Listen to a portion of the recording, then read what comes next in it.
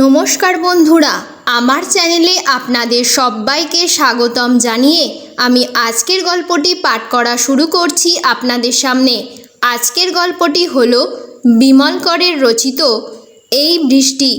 চলুন তাহলে গল্পটি শুরু করা যাক। বৃষ্টির কটা ফোঁটা পড়ল, ধুলো ধুলো সোদা গন্ধ উঠল। তুমি ভাবলে, আর কি, বৃষ্টি তো আসছে, ওই এলো বলে। পথে নামতে নামতে পুকুরটা পেরোবার আগে আকাশ ভেঙে পড়বে, তখন না এগুতে না পিছু ফিরতে পারবো। মাথা গোঁজার মতন একটাও কিছু নেই। ডাইনে মাঠ, বাঁয়ে পুকুর, আর তখন বোকার মতন অসহায় হয়ে শুধু ভেজা। যা বৃষ্টি তাতে গায়ের হলুদ শাড়ি, ভাইলের ব্লাউজ আর পায়ের চটিটা ভিজে চুপসে যেতে বুঝি কয়েক পলক লাগবে। সেই ভেজা অবস্থায় বড় রাস্তার মোড় পর্যন্ত যাওয়ার কথা ওঠেই না। অগত্যা ফিরতে হবে। ফেরার পথও অল্প, মিনিট দুয়েকের রাস্তা।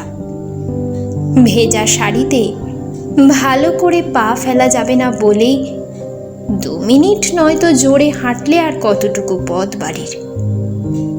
ওইটুকু ফিরতেই কিন্তু ভীষণ অস্বস্তি।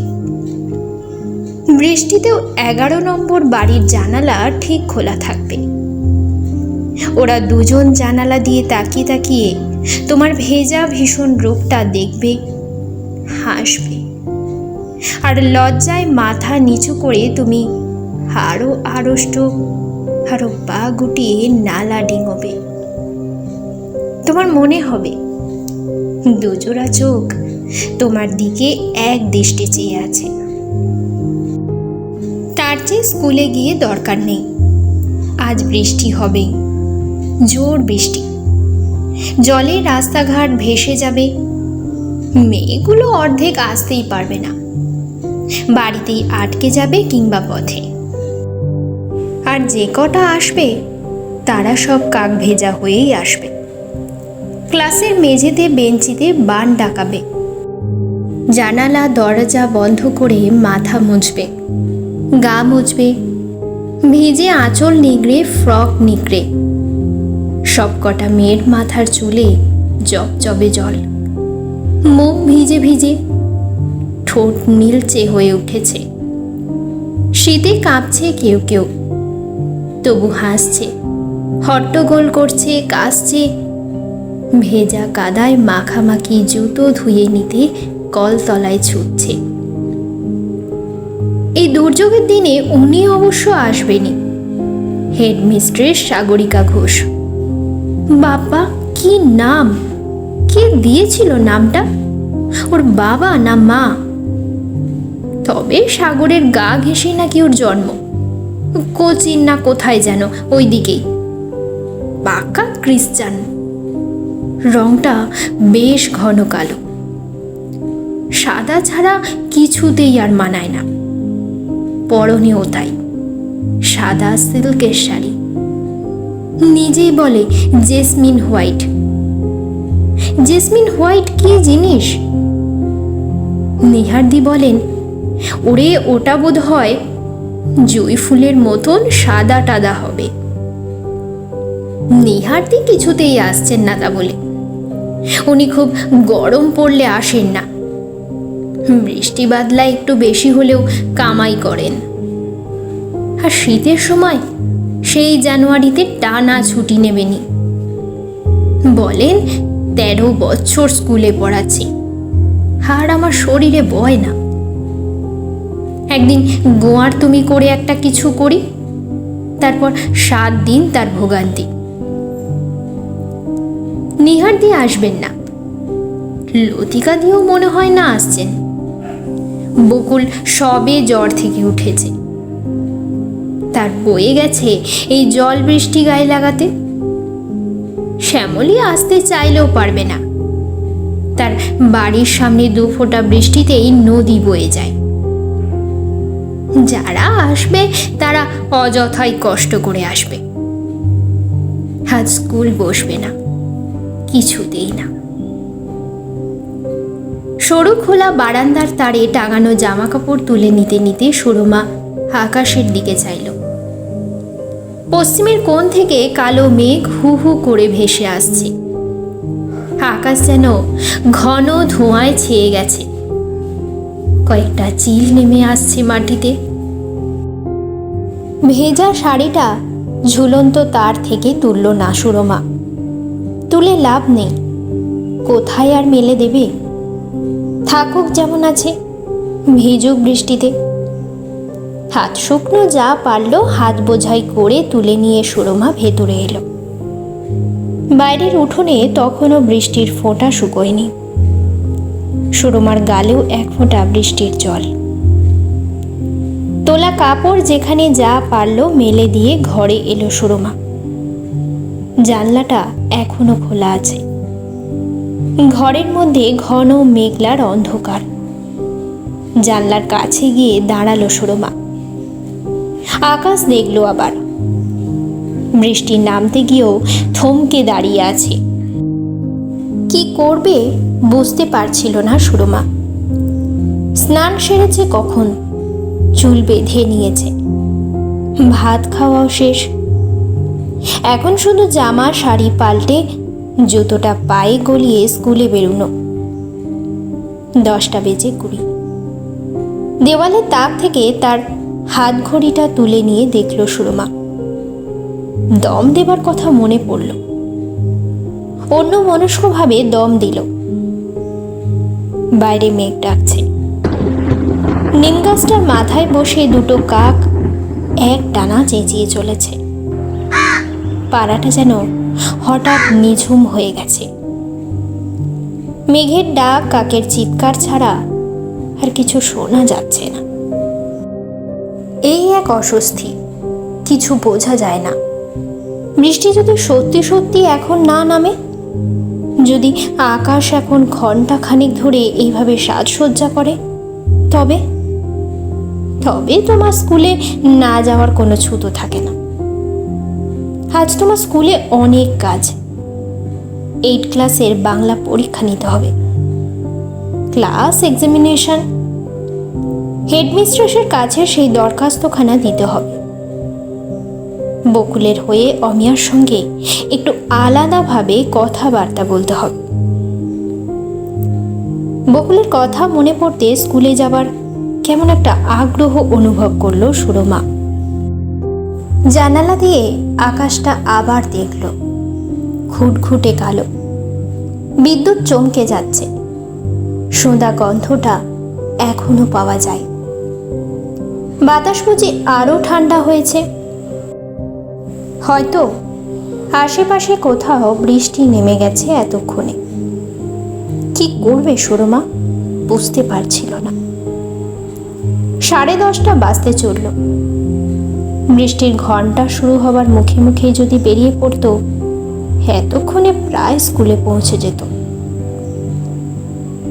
দোনামোনা হয়ে সুরমা গায়ের জামাটা বদলে নিল। মুখ মুছে একটু পাউডার বুলিয়ে পাপটা রেখে দিল। স্কুলে যাবার শাড়িটাও আলনা থেকে টেনে নিল।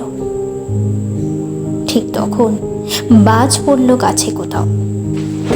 সুরমা চমকে উঠল। চমকের শিহরণ ভাঙলে মন আবার খুঁতখুত করে উঠল। পথে যেতে যেতে যদি এমনি করে বাজ পড়ে, মাগো, বাজ পড়ার শব্দে বড় ভয় সুরমার। আকাশ, মেঘ, বৃষ্টি সবের ওপর চটল সুরমা। এ কি ছেলে খেলা নাকি? হবে তো হও, না হবে তো না হও। এভাবে মানুষকে মাঝ মধ্যিখানে আটকে রাখা কেন? দিদি! তপতি মাথা মুছতে মুছতে ঘরে ঢুকল। সদ্য স্নান সেরে উঠেছে, চুল ভিজে, গলার কাছে জল, মুখটা ভিজে ভিজে। তুই এখনো বেরোসনি? বোনের কথায় মনে মনে চটল সুরমা। বেরোসনি? কথার কি ছিরি! বেরুলে তুমি জানতে পারতে না? যাবার আগে সাড়া দিয়ে যাই না আমি? তবে বোনের মুখের দিকেও তাকাতে ভালো লাগছিল না সুরমার। ওর মুখের ওই সাদা সাদা দাগগুলো দেখলে মাঝে মাঝে সত্যি সুরমার সমস্ত শরীরে কেমন একটা আক্রোশ আর জ্বালা ধরে যায়। 19 বছরের মেয়ের মুখে আগুনে ঝলসে যাওয়া দাগের মতন ওই দাগ কেন? না, সেটি নয়। তবে কি যে সে এক ভগবানই জানেন, ডাক্তাররাও বলতে পারে না। বেরোবি তো আর দেরি করিস না, যা জোরে জল আসছে। তপতি মাথার চুল ঝেড়ে গামছাটা হাতে নিল। তোর ছাতা আমি কাল সারিয়ে রেখেছি। সুরমা কথা বলল না। তপতি গামছা মেলে দিতে বাইরে গেল। এই এক গলগ্রহ, এই মেয়েকে সারা জীবন তোমায় বয়ে বেড়াতে হবে সুরমা। ও মেয়ের বিয়ে হবে না। ঠোঁট গাল ভর্তি যার সাদা পোড়া চামড়ার মতন দাগ, তাকে কেউ বিয়ে করতে আসছে না। ওই মেয়ে তোমার জীবনের সঙ্গে জড়িয়ে গেছে। ওকে তুমি ফেলতে পারবে না। মার পেটের বোন, ওকে নিয়ে তোমার ভাবনারও শেষ হবে না কোনোদিন। সুরমার চোখে জল আসছিল। সমস্ত সংসার তার সঙ্গে শত্রুতা করছে। মা কোন ছেলেবেলাতেই মায়া কাটিয়ে পালালো। তখন সুরমার বয়স বুঝি 12, তপতির 8। তবু বাবা ছিল। বাবা মাথার ওপর থাকতে এত দুশ্চিন্তা দুর্ভাবনা ছিল না সুরমার। বিয়ে পাশ করার সঙ্গে সঙ্গে বাবাও পালালো। সংসারে সুরমা তখন একা, সঙ্গে ওই বোন। আত্মীয় স্বজন বলতে আছে কেউ কেউ, তারা সুখ দুঃখের ভাগ নেয় না। মাঝে মাঝে দেখা সাক্ষাৎ করতে আসে, ওই পর্যন্ত। এবছরটায় বেশ বৃষ্টি হচ্ছে। তপতি ঘরে এলো আবার। মোটা চিরুনি খুঁজে নিয়ে চুল আঁচড়াতে লাগলো। সুরমা তখনও শাড়ি হাতে করে দাঁড়িয়ে। বোনের সামনে শাড়ি হাতে চুপচাপ দাঁড়িয়ে থাকতেও অস্বস্তি হচ্ছিল সুরমার। যেন তপতি দিদির এই ইচ্ছে করে দেরি করার কথাটা কাউকে বলে দেবে, হেড মিস্ট্রেসকে। দেয়ালের দিকে মুখ করে শাড়ি পাল্টাতে লাগলো সুরমা। এই শাড়িটা পরছিস? তপতি বলল। কথায় কথায় ছোট বোনের এত সর্দারি ভালো লাগে না সুরমার। আর 4 বছরের বড় বোনকে কি যে তুই তুকারি করা বিশ্রী লাগে। অথচ বলার উপায় নেই। মুখে কথা ফোটার সঙ্গে সঙ্গে সেই যে তুই তুই শুরু করেছে, সে স্বভাব আর পাল্টালো না। ছেলেবেলাতে কতবার এই নিয়ে ঝগড়া করেছে সুরমা। মা বলতো, বলুক না, তোর গায়ে কি ফোসকা পড়ছে।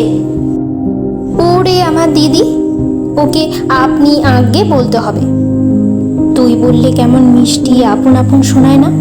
তবে তা ঠিক।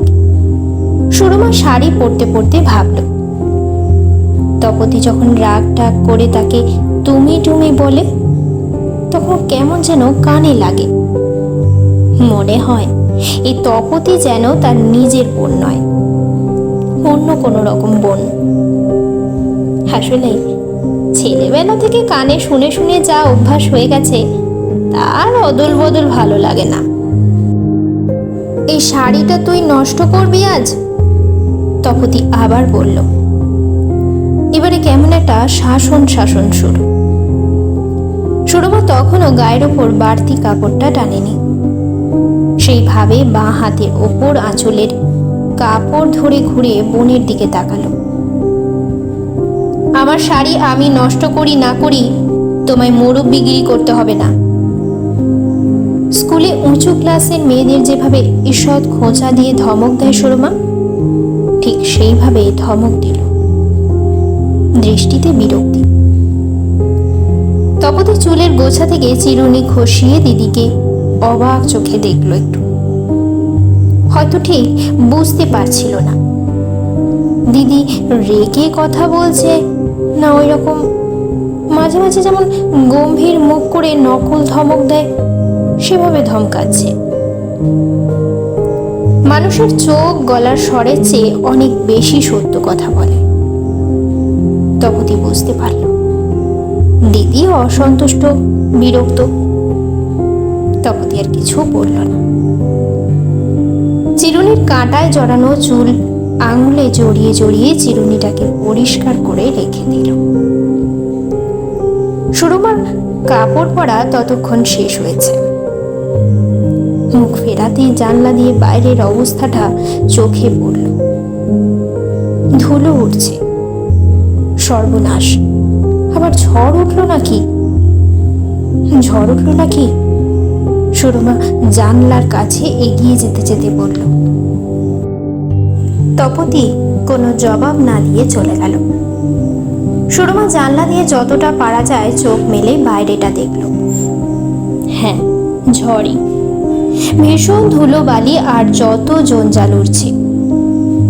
পলকা নিম গাছটার কচি ডালগুলো খুব দুলছে। চারপাশ থেকে কাকগুলো চেঁচিয়ে চলেছে।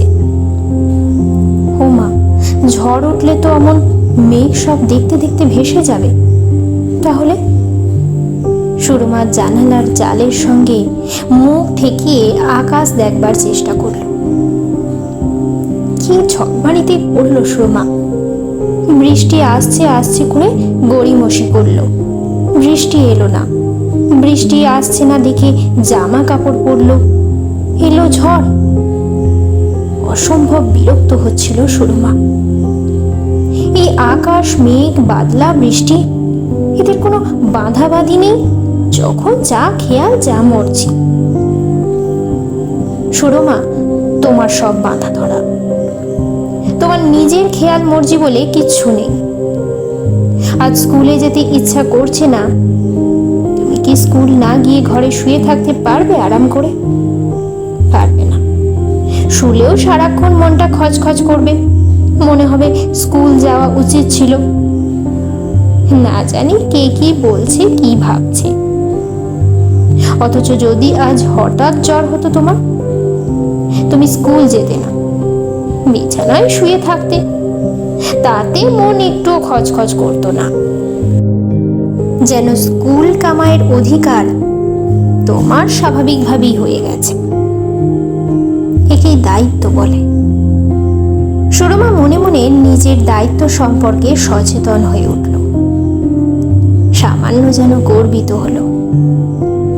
হাতঘড়িটা তাক থেকে পেরে নিয়ে সময় দেখল 10:50। ইস, আর মাত্র 10 মিনিট। 10 মিনিটের মধ্যেই ঝড় থেমে যাবে। আকাশ অনেকখানি পরিষ্কার হয়ে যাবে। এত নিশ্চয় হবে না। হয়তো এই ঝড়ের পর বৃষ্টি শুরু হবে। হাতঘড়িটা পরে ফেলল সুরমা। ঝড় একটু কমলে সে বেরিয়ে পড়বে। সাজগোজ করে এখন আবার সব খুলে ফেলার মানে হয় না। হয়তো একটু দেরি হয়ে যাবে স্কুলে পৌঁছাতে। তা হোক, তেমন কিছু ক্ষতি হবে না। সুরমা দেয়াল আলমারির তাক থেকে চামড়ার ব্যাগটা হাত বাড়িয়ে টেনে নিল আর একটুক্ষণ অসাড় হাতে অন্যমনস্ক চোখে ব্যাগটা দেখতে লাগলো। চেন খুলল, হাত ডোবালো। মনটা যেন ব্যাগের অন্ধকারে কি হাতড়ালো। তারপর সুরমা কিছু খুচরো পয়সা, রুমাল, কুচি সুপুরি, কলম সব একে একে অনুভব করার পর শেষে সেই জিনিসটি স্পর্শ ও অনুভব করল।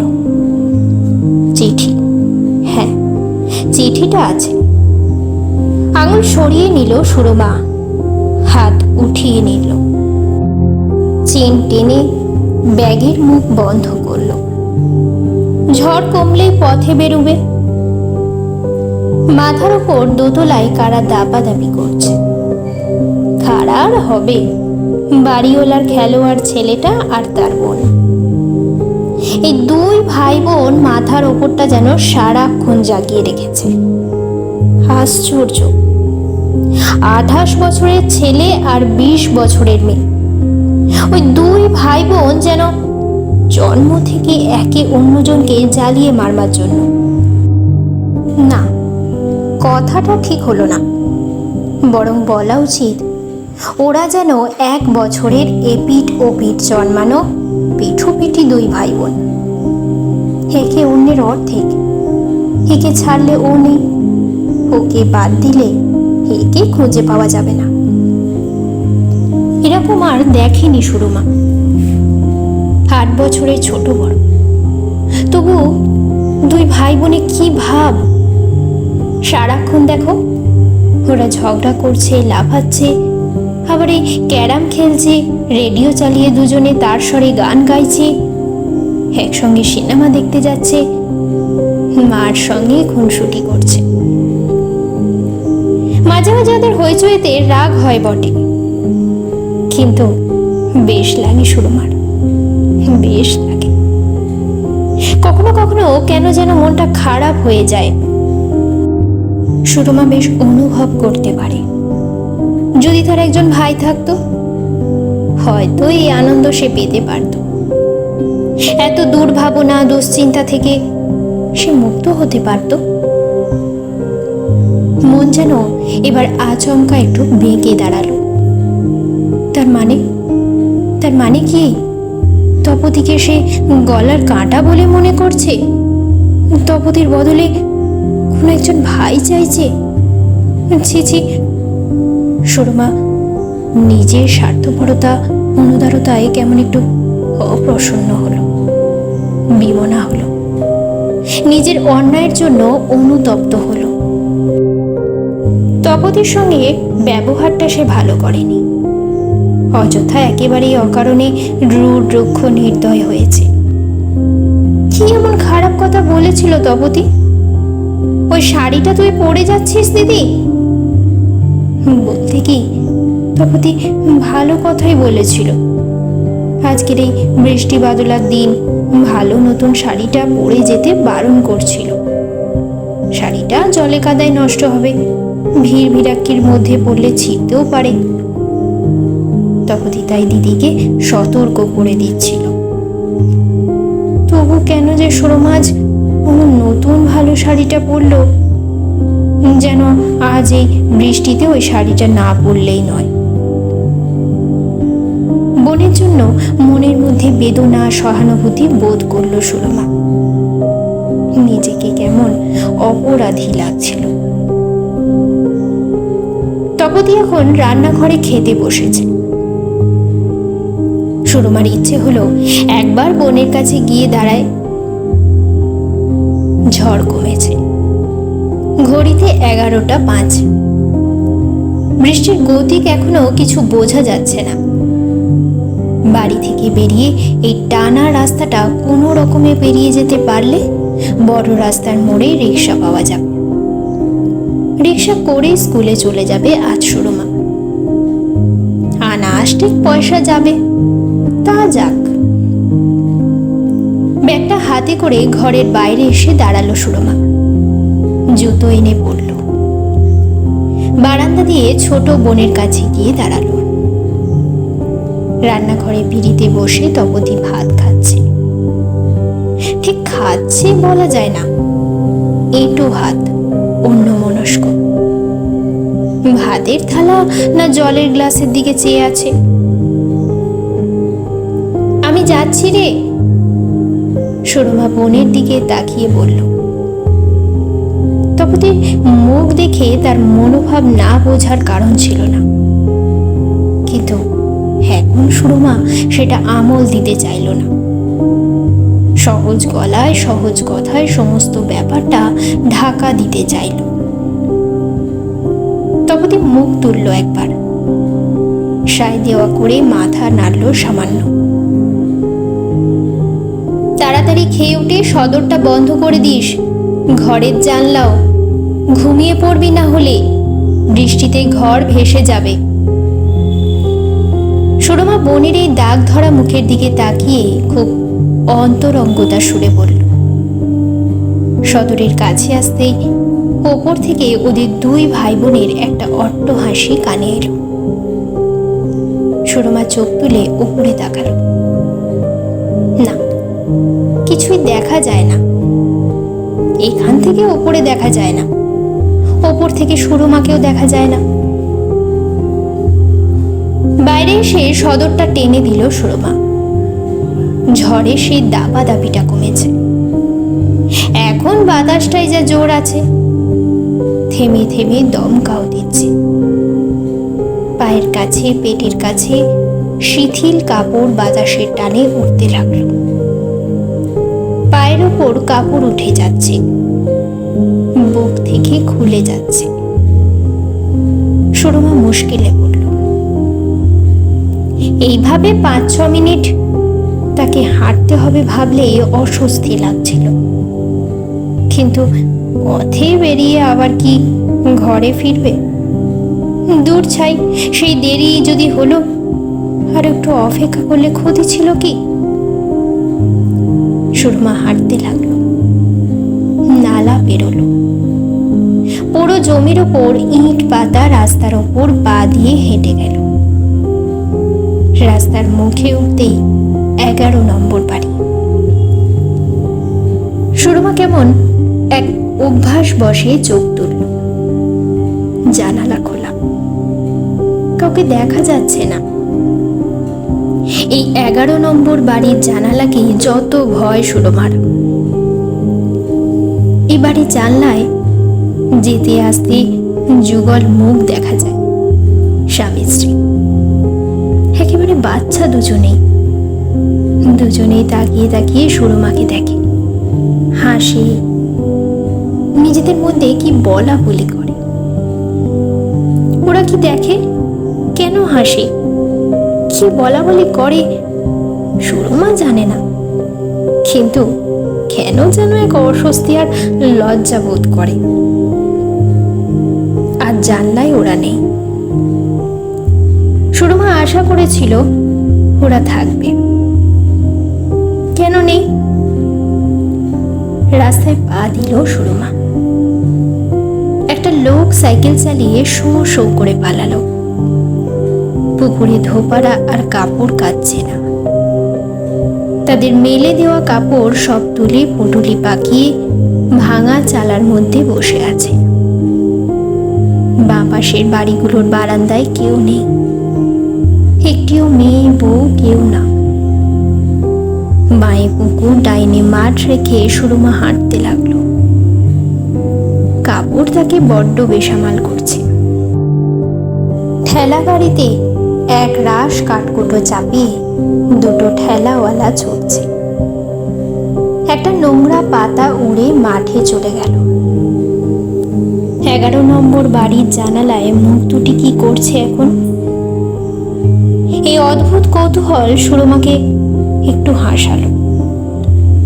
সুরমা হাঁটতে হাঁটতে হঠাৎ গলা ছেড়ে হাসলো একটু। ওরা স্বামী স্ত্রীতে এই বাদলার দিনে পাশাপাশি বসে হয়তো খিচুড়ি খাচ্ছে। সুরমা আবার হাসলো। বকুল এখন কি করছে? সে কিছুতে স্কুলে আসবে না। সেদিন জ্বর থেকে উঠেছে। হ্যাঁ, আজ স্কুলে গিয়ে টিফিনে বকুলের হয়ে অমিয়ার সঙ্গে কটা কথা বলতেই হবে। ছি ছি, এ কেমন ভদ্রতা, এ কি ধরনের বন্ধুত্ব? অমিয়া অন্যায় করেছে, ভীষণ অন্যায়। না, অন্যায় ছোট কথা হলো, একে বলা যায় শত্রুতা। বকুলের ভালোবাসার ছেলেটির সঙ্গে পরিচয় করিয়ে দিয়েছে বলে অমিয়াকে অমন নিজ মিন, মনে মনে মেন শব্দটা উচ্চারণ করলো সুরমা। হতে হবে? কি দরকার তোমার বকুলের বন্ধুকে নিয়ে অত ঘোরাফেরা, বাড়িতে ডাকা, বকুলের নামে 5 কথা লাগানো? তুমি বন্ধুর প্রেমিকটিকে নিজের প্রেমিক করতে চাও? ছি, মিন মিন কোথাকার। আর বকুলও যেমন এতদিন ধরে আস্তে আস্তে ঘটনাটা ঘটছে, জেনে শুনেও চোখ বন্ধ করে বসে আছে। কেন? তোর এই ভালো মানুষের ভদ্রতার দরকারটা কি? আজ নাকের জলে চোখের জলে হতে হচ্ছে। ঠিক হয়েছে, বেশ হয়েছে। দেখো, ভালোবাসার বেলায় বন্ধু টন্ধু নেই, ও জিনিস একার, একেবারে নিজেকে ধরে রাখতে হয়, আগলে রাখতে হয়। এমন যদি আমার হতো। সুরমা হঠাৎ চমকে উঠল। মনের আচমকা ভাবনাটা হঠাৎ যেন এই ফাঁকা রাস্তা, মেঘলা বাতাসের দমকার মধ্যে পিছু থেকে ডেকে উঠল। সুরমা থমকে দাঁড়িয়ে পড়ে পিছু দিকে চাইল। কেউ নেই, রাস্তা ফাঁকা, সামনেও কাউকে দেখতে পেল না। আশেপাশে কোথাও কেউ নেই, সব ফাঁকা, ভীষণ নিস্তব্ধ, নিবিড়। কয়েক মুহূর্ত বিমূঢ় বিহ্বল হয়ে দাঁড়িয়ে থেকে হঠাৎ চমকে উঠল সুরমা। এক ফোঁটা বৃষ্টি তার কপালে এসে পড়েছে। মুখ তুলল সুরমা। আকাশ ঘুটঘুট করছে, কোথাও একটি পাখি নেই, সমস্ত শূন্যটা নিশ্চল নিথর। সুরমার চোখে এক ফোঁটা জল পড়ল টপ করে, তারপর ফোঁটা পড়তে লাগলো। পুকুরের জলে বৃষ্টির ফোঁটা পড়ল, মাঠে পড়ল, রাস্তায় পড়ল। সোঁদা গন্ধটা আবার ভারী হলো। মাটির ঘ্রাণ শীতল বাতাসে ভাসতে লাগলো। সামনেটা ঝাপসা হয়ে এলো। বৃষ্টি যেন এতক্ষণে তার সদরের কপাট খুলে বেরিয়ে এসেছে, ছুটে আসছে। সুরমা ভিজতে লাগলো, ভিজে ভিজে এগিয়ে চলল। বাড়ির পথে ফিরল না। এই বৃষ্টি মাথায় করে সে আজ স্কুলে যাবে না, সে ঘরেও ফিরবে না। আজ এই বৃষ্টিতে ভিজে গাল ঠোঁট নীল করে নতুন সুন্দর শাড়িটাতে কাদা ময়লা লাগিয়ে কাঁচরা পাড়া যাবে। বছর খানেকের ওপর অমলেন্দুর খবর নেওয়া হয়নি। কাঁচরাপাড়ার হাসপাতালে সে আজও শুয়ে আছে। শুয়ে শুয়ে কত না কষ্টের পর তবে চিঠি লিখেছে। আজকের বৃষ্টি খুব জোর। এখানে আর কাঁচরাপাড়ায় সব জায়গাতেই সমানে জল হচ্ছে।